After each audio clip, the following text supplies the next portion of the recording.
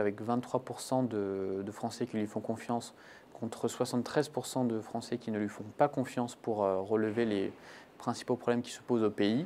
On est toujours sur des niveaux de confiance et de défiance extrêmement élevés qui sont le signe d'une situation assez compliquée dans l'opinion. Néanmoins,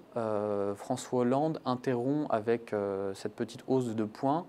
un assez long moment de baisse puis de stagnation les mois derniers et profite peut-être en ce mois d'août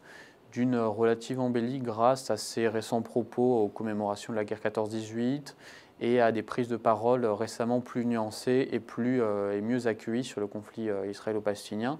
mais également peut-être, mais là on est peut-être un peu dans le domaine de la spéculation, peut-être aussi d'une certaine désunion de la droite. Donc ça permet à François Hollande en ce mois d'août de relever un peu la tête avec 23%, ce qui reste, cela dit, assez mesuré et qui surtout ne lui permet pas d'envisager la rentrée prochaine avec énormément de marge, surtout que la rentrée politique et économique s'annonce difficile. À l'inverse de François Hollande, en ce qui concerne le Premier ministre Manuel Valls, celui-ci connaît au contraire une petite chute de sa cote de confiance avec 37%,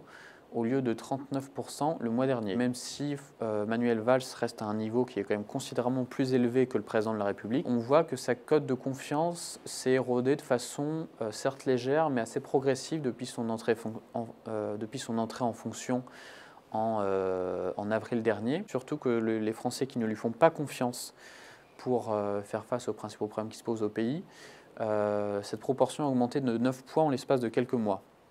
Donc ce qu'on constate aujourd'hui de manière simple, c'est que Manuel Valls reste, une figure plus populaire que celle de François Hollande, mais que l'on voit quand on regarde notamment sa popularité dans le détail au sein des différentes familles politiques, que la capacité qu'il avait au tout début de son entrée en fonction, et même surtout, et même avant son entrée en fonction, la capacité qu'il avait finalement de convaincre un peu au-delà de sa famille politique, c'est cette capacité-là qui est de plus en plus remise en cause, et l'on voit qu'aujourd'hui, finalement, sa cote de confiance, quand on la regarde dans le détail, reste assez solide au sein des sympathisants de gauche, mais commence un peu à s'éroder non seulement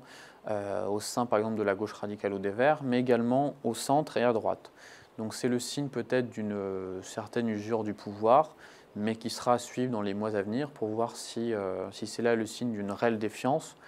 ou si pour l'instant c'est essentiellement on va dire le manque de résultats après seulement 3 mois d'exercice du pouvoir qui